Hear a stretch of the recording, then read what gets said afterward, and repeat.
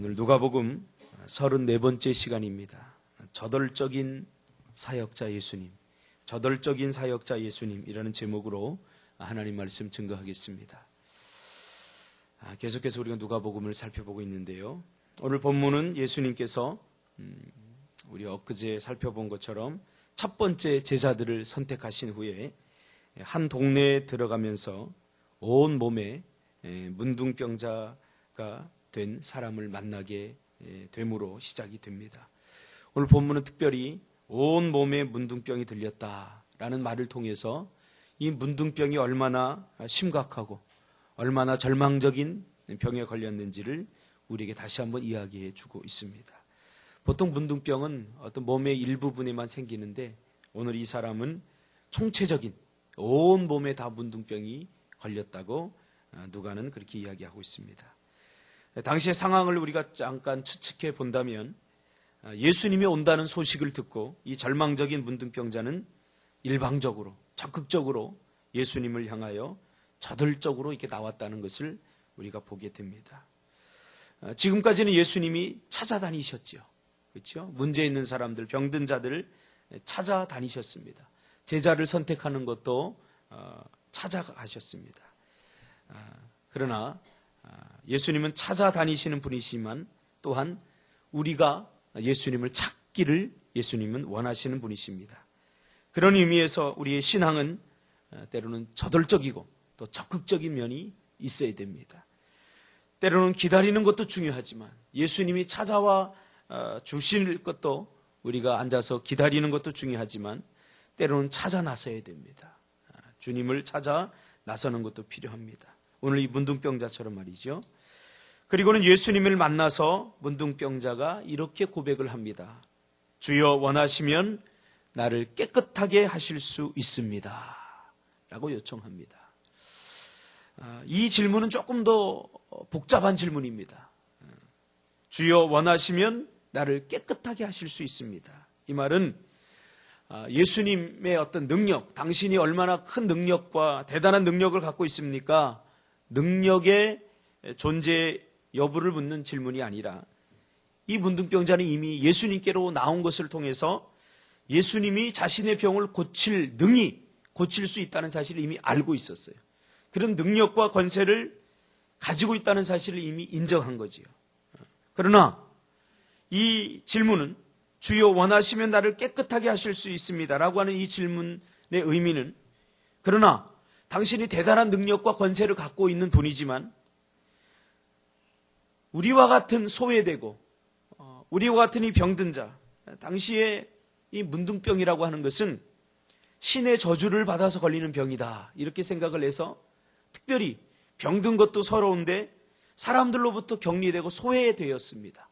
그래서 문둥병촌이 이게 따로 그 사람들이 메인 피플들이 거주하는 훨씬 밖에 이렇게 거주할 수밖에 없었던 거죠.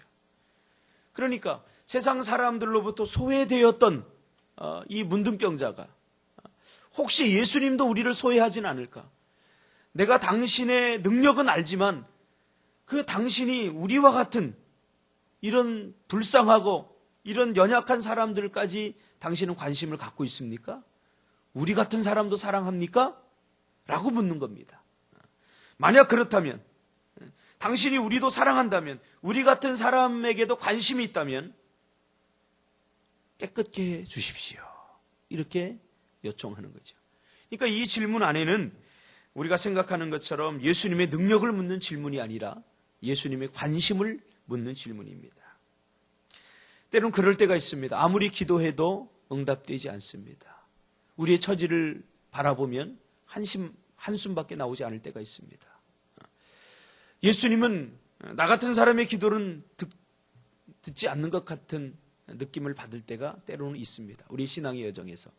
그러나 그것은 대단한 오해입니다. 예수님은 우리를 사랑하시되 적극적으로 사랑하십니다. 예수님은 소외되고 심지어 나 같은 사람도 하나님 예수님의 관심을 받을 수 있을까? 그러한 사람들에게까지 예수님의 사랑은 일방적으로 적극적으로 펼쳐진다는 사실입니다. 당신이 나 같은 사람에게 관심이 있다면 얼마든지 나 같은 사람은 고침을 받을 수 있다는 거지요. 또한 이 말은 예수님의 체면과도 관계가 있는 거죠. 두 가지를 묻죠. 나에게 관심이 있습니까? 우리 같은 사람에게도 관심이 있습니까? 사랑합니까? 또 한 가지는 뭐냐면 예수님이 만약에 이 문둥병자를 고친다면 이것은 대단한 당시의 종교적인 이단에 속하는 일입니다. 율법을 어기는 일입니다. 그렇죠? 우리가 레위기에 보면 나오지 않습니까? 문둥병자를 어떻게 대해야 되는지 가까이 할 수 없고 특별히 그 문둥병을 터치하는 만지는 일은 해서는 안 됩니다. 가까이에서도 안 되고. 그러나 오늘 이 문둥병자는 예수님에게 가까이 왔어요. 대부분의 이 문둥병자 에피소드는 멀리 서서 주님을 외쳤어요. 왜냐하면 모세의 법에 의하면 적어도 100보 이상은 떨어져 있어야 됩니다. 그렇죠? 그렇지 않고 메인 피플도가 가까이 있으면 돌로 맞아 죽습니다. 그런데 이 문둥병자들은 예수님과 가까이 있어서 얼마만큼요? 예수님이 터치할 수 있을 만큼, 예수님의 손이 닿을 만큼 가까이 있었다는 거죠. 만약에 이 소문이 율법주의자들, 특별히 유대인들에게 난다면 예수님은 율법을 어기는 자요, 하나님이 주신 율법을 어기는 자가 되는 것입니다. 그리고 법에서 접촉하지 말라고 한, 율법에서 접촉하지 말라고 한 사람들과 접촉한 죄가 이거 종교적인 법을 어기는 거죠. 그러니까 이건 단순히 병자를 고치고 안 고치고의 문제를 떠나서 어떻게 보면 좀 체면에 해당되고 또 어떻게 보면 종교적인 법을 어겨서 참 애매하고 곤란한 지경에 이를 수밖에 없는 상황에 처해진 거죠. 주님 우리를 사랑하십니까? 그러면 멀리서라도 이렇게 외칠 수 있습니다. 고침을 받으라. 그러나 오늘 예수님은 어떻게 합니까? 저돌적으로 그 사랑을 표현하고 있습니다. 어떻게 해서요? 문둥병자의 그 상처난, 그 썩어가는 살을 터치하시면서 대시면서 깨끗함을 받으라 하셨다는 사실입니다. 깨끗함을 받으라. 가끔 우리가 그 소록도 사역을 한 사람들의 이야기를 들어보면 그런 이야기를 많이 듣습니다. 소록도에 가보면 그 소록도 사람들이 마음의 문을 열지 않는다는 거예요. 왜냐하면 참 상처가 많은 사람들은 진짜와 가짜를 잘 구분합니다. 이 사람들이 진짜로 우리를 사랑해서 온 건지 아니면 형식적으로 가짜로 온 건지 이거 알아요. 목사님들이 이렇게 가보면 이렇게 상을 같이 차려놓고 같이 스킨십 하면서 같이 그것을 먹기를 원한다는 거죠. 그렇지 않으면 이 사람들은 형식적인 사랑이야 해서 그들의 봉사를 받아들이지 않는다는 거죠. 참 곤란하다는 거예요. 그래서 그들 그 뭉그러진 손, 그죠? 그 눈썹도 다 이렇게 사라진 눈 부비면서 같이 스킨십을 해준다는 거예요. 그때야 비로소 자신들의 마음의 문을 연다는 거죠. 오늘 깨끗함을 받으라 하신데 말씀만으로도 가능한데 예수님은 왜 터치를 하셨을까? 왜 어루만졌을까? 예수님은 이 문둥병자들의 마음을 다 이해하고 있는 것입니다. 오늘 이 아침에 예수님의 손길이 여러분의 상처난 마음을 터치하시기를 바랍니다. 여러분의 병든 육체도 터치하실 줄 믿습니다. 어루만져야 돼요. 어루만져야 돼요. 예수님께서 손을 대고 고침을 받아 깨끗함을 받아라 이렇게 하신데 곧 나병이 떠나니라 라고 말합니다. 중요한 것은 예수님이 접촉했다는 사실입니다. 그렇죠? 예수님은 우리를 사랑하는데 체면, 어떤 그가 나중에 받게 될 사회적인 눈총, 또 그가 율법을 어김으로 인해서 받게 될 그 고난과 곤란함, 이런 거 생각하지 않습니다. 이것이 진정한 사랑입니다. 만약에 내가 누군가를 사랑하는데 이런 거 다 따진다면 이건 진정한 사랑이 아닙니다. 사랑은 곤란할 것을 알면서도, 자기가 코너에 몰릴 것을 알면서도 사랑은 변함이 없어야 됩니다. 이것이 우리를 향한 예수님의 사랑입니다. 우리는 예수님을 사랑하는데 이것저것 많이 따지지 않습니까? 많이 따집니다. 때로는 체면도 따지고.